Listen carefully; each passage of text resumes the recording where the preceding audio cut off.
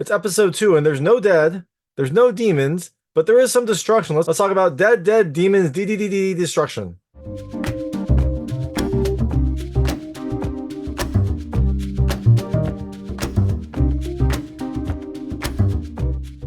Hey everyone, it's David Stark from Watcher Past, and I'm here to talk to you about Dead Demons DDDD Destruction, episode 2, which is coming to Crunchyroll on June 6, 2024. It is the second episode, although it's the third released episode. There was an episode 0 that you should definitely skip. It is not good, and it has a ton of spoilers. But this is the second episode in the series, and in this one we learn a little bit more about Kadode and Oran slash Ontan, and we get a little bit of destruction. So, is this episode worth your time? Well, it's okay. My hot take is I think you should still watch it later. I mean, that's my that's essentially my rating for it's okay. It has a lot of the things I don't love about this series, but it does have some beautiful animation and some destruction. So, I think you should watch it later. It's streaming on Crunchyroll, so if you've got the time, check it out, but I wouldn't like rush out to see it. So, all that being said, I'm going to tell you a little about the episode, a few things I like, a few things I didn't like, and really quickly go into a recap. So if you don't want to know what happens in this episode, I would turn it off when I get to the recap. Before that, though, I'll keep it vague. I'll keep it spoiler-free. Let you know when I get to those spoilers. So like I said, episode 2, you have Kadode and Ontan. You learn a little bit more about their friendship, a little bit more about their life. It is, I'm finding out, and people have told me, this is a slice of life anime, despite the title Dead Demons DDDD Destruction. I expected a very different anime. Maybe they'll get there. I don't think it will. I think it's going to be a fairly slow slice of life. So it is as you'd expect in a slice of life. You see Kadode and Ontan go to school. They deal with boys, things like that. They go to school. They deal with their emotions. They talk a lot. Not a lot happens, but there is some destruction towards the end. So, well, that being said, things I liked about this episode. The first, I still love the animation. It is beautiful. I love the animation in this series. It's got really nice, kind of like sharp backgrounds with a more hand-drawn look for the characters. There are some silly expressions. There are some like not over the top, but like very different expressive characters. I love it. It looks gorgeous. It looks fantastic. It is definitely a draw for the series. And the second thing I loved, there is some destruction. There is a cool like action type sequence that was fun to see. I'm not going to go into it here. I'll go into in the recap, but there is some destruction. So it's finally living up to its name. So all that being said, things I didn't love about this episode. The first, it's still very slow. I get it. It's a slice of life. It's going to be my fault for not knowing that and going in expecting more. It is still just slow. Not a ton happens. Sometimes that's okay. I've watched a lot of slice of life animes. This one just isn't clicking for me. Maybe it will eventually. Maybe it will as I get used to the characters, but I still think it's very slow. I don't think it's super interesting. There we go. Second thing I didn't love about this, more important, it's creepy. There are some very creepy characters and creepy instances that happen in this episode. Probably something that was not shunned when this anime came out, but now real creepy. I'll go into that in the recap as well. So, all that being said, Dead Demons DDD Destruction comes to Crunchyroll on June 6, 2024. Like I said, it's okay. This whole series has just been okay. I am slogging along. We'll see how many episodes I can keep going through, but it's not looking good. But I definitely think you should, if you've got the time, if a slice of life anime where not much happens sounds interesting to you, check it out. And I'm going to go into a recap right now. So if you don't know what happens in this episode, I would turn it off now because there will be spoilers. So remember at the end of the last episode, we had a little saucer that left the mothership. It hit like an electrical line and crashed. So we do see that there is now a crash saucer. The Japanese government is going to go and like surround it and observe it. But the news is reporting that there was an unmanned aircraft. Well, remember at the end of episode 1, we saw some alien bodies from the spacecraft. There were definitely bodies there. Well, we find out the Americans, the bad Americans, came in and just like took the bodies and took a piece of tech and just left the rest. So the Japanese government doesn't have it. The Japanese government is angry that the Americans are just doing what they want. They dropped that bomb that, kind of triggered some of the destruction from episode 1. And now they are just like taking, important items from sovereign Japanese territory and taking it and doing what they will. So Japanese government is not super happy, but what are they going to do? Well, they do something. They go and buy this like new specialized robot. It's called a Fujin Type 6 robot from this company called SES, which is basically a Sony clone. There's a lot of like clone companies in this. There's SES, which is Sony. There is a I don't see the name of the company, but there is packaging that looks just like Amazon, and they call it like Prom. So it feels like they just do enough to avoid any sort of lawsuits in this series. Fine.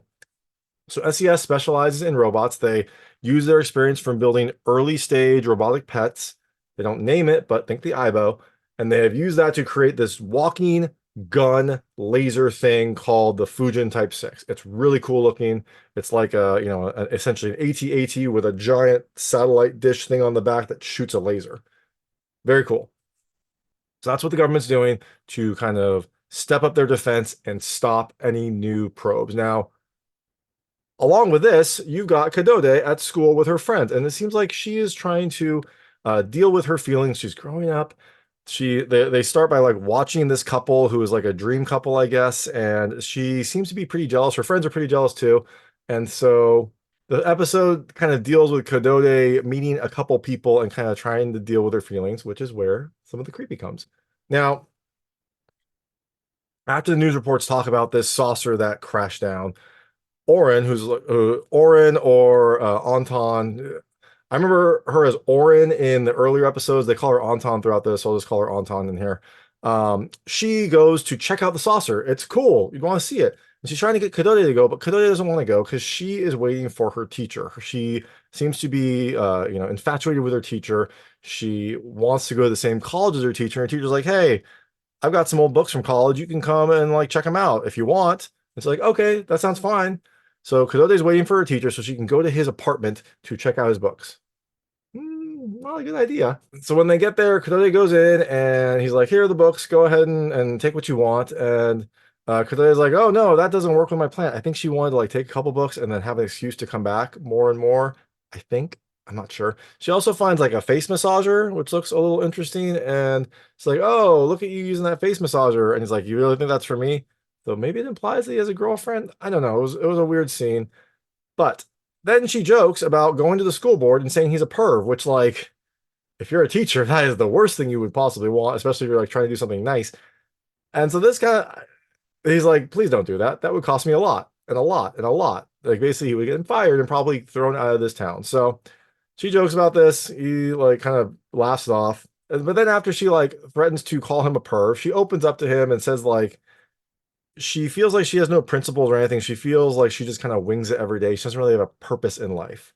And then she goes back to like talking about how in grade school she got a nickname as Demon because I think the other kids didn't like her. Demon was bad. She was apparently bad, I guess. And so Ontan was always on her side no matter what. Ontan is her like absolute friend. She's her like ride or die. And so she realizes that Ontan is like awesome and she really likes Ontan. She probably knew this already. I don't know why she had to come to this realization, but in any event, they are then watching TV. Anton is at the crash site. Remember, she went there earlier. She tried to get Cody to go. Cody didn't want to go. So Anton is there. When she's there, she found this little like electronic piece from the spaceship. We don't know what it does, but she has now a piece of alien technology.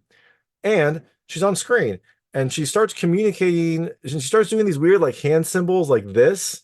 And the teacher's like, "You shouldn't do a peace sign at a crash site." And Kadai is like, "No, that's our special language that we made up so we can communicate with each other." And she realizes that Anton is saying like, "I hate you."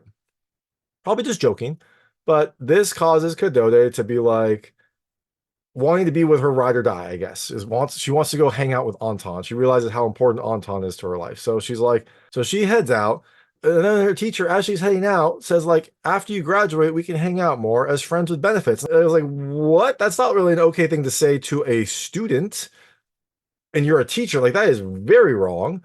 And she just kind of like laughs it off. I was like, "Oh, that's a weird line." I imagine it was probably in the manga, but like, I don't know, scrub that out a little bit. Don't have that line in there. That's just creepy. So then he says, like, they have like a lot of like really obscure comments and then random other things. He says, "If you could fly freely in the sky, where would you go to?" And she's like, and Kadode is like, "I'd fly straight to Anton, obviously." So when Kadode goes to see Anton, she gets there and Anton like waves her, but she's really cold. And Anton then gets mad at her and says, like, "I'm not mad at you for not coming. I'm mad at you for being here." Because essentially she's like, "You didn't sleep with your teacher. Why didn't you do that?" And Kadode is like, "Nothing happened and I'm happy with it." Okay, I guess Then we are introduced to a new character. We see this large person who is trolling on the internet. We find out his name is Hiroshi. He seems to spend all of his time in his room. He is also Ontan's older brother. And he apparently is just an internet troll, and that is his purpose in life. And so he is spending his time trolling. Now, again, another very creepy moment. This episode is full of creepy moments. When Hiroshi and Ontan and Kadode are talking, Hiroshi's talking to Kadode, and he's like, "Hey, remember way back when you promised that we would get married? When can we start planning our nuptials?" And I'm like, "Ugh, not again, not okay. Like you are a loser, and B, you are like way older than her. What is going on? Why are all these people like trying to hook up with Kadode?" Okay, she says, "You're too fat," which is true, but also this then causes him to go like work out with her. So Kadode, Ontan, and Hiroshi all go for a run. And so they run, and Hiroshi is surprisingly spry, given that he sits around on his computer all the time. And as they're running, Kadode falls and like sprains her ankle. And Hiroshi goes and picks her up and carries her back.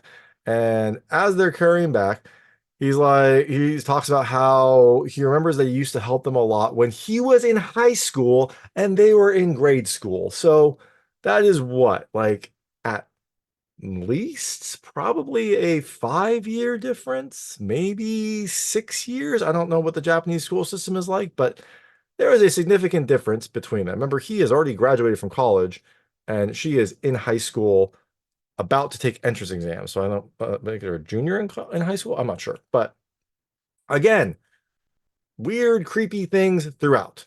Now that we're done with the creep, there is the destruction I was excited about. A new probe comes out, and it like comes out of this mothership. The Japanese government finally deploys Fujin. We get to see it in action. It like slowly walks up to get ready. It takes a long time. It's like I don't know how long in TV time, but it takes a while to get there. It lumbers into place. It gets ready to fire. The military person who's controlling it is using a PlayStation controller, which I did like. It's not called a PlayStation controller, and all the symbols are different on the buttons, but it's a PlayStation controller. It gets ready. It like has to pull power from the city to charge up because it doesn't have enough power. Gets ready to fire, and then it shoots a laser out, takes out the probe. Boom goes the dynamite. The probe goes down, and people are all watching this. And then we see the girl who had a boyfriend that Kadode and her friends were like jealous of. Just the girl is in the crowd, and a boy comes up to her and says something like, "Today people have died," or something like that. And she looks shocked to see him, and he says, "Hi there, good afternoon." And then he says something that sounds like what they were saying in the Red Room from Twin Peaks. It's like a weird backwards verbiage. I'm not 100% sure. I don't know if that was just what they did in the dub, and in the Japanese it's different. I only have access to the dub, so I'm not sure. But he says something strange that you can't really understand, and that's the episode. Now I went back. It does look like he is a famous singer who Kadode had a crush on, and she said that that singer died on August 31st. August 31st is the day that I think the U.S. military dropped a bomb on the mothership and caused a ton of destruction. So I think he was supposed to have died then. It looks like maybe now he's here, so I'm not sure if he's here or if he is inhabited by an alien here. We don't know because that's the end of the episode. That is episode 2 of Dead Demons Dededede Destruction. Like I said, it's not a great series so far. It has its moments. This episode was extra high on the creep factor. So, what can I expect from the next episode? Well, I think that device that Ontan has is going to be important. They kind of looked at it, but they didn't really explore it much. So that'll probably play something. Maybe it'll be used to like find possessed people. I'm not sure. Hopefully, the next episode will have 100% less creep. That would be nice. That was just kind of a surprising couple of old people hitting on a high school person for my taste. And oh, I think the aliens might be pissed that there's this new gun shooting down their stuff. So maybe they will do something to take out the Fujin 6. I'm not sure, but that is episode 2. Like I said, it comes to Crunchyroll on June 6, 2024. I'm not loving this series. I will see how much longer I get in it, but I will at least check out the next one. So if you do watch this series, if you do watch this episode, let me know what you think. Let me know what you liked and didn't like. I would love to hear. And thanks so much for watching. If you like this review, please like and subscribe to this channel. It helps me out a lot. Make sure all my new content goes straight to you. Thank you. I'm here to talk to you about Dededede Demons, Dededede Destruction, Dededede.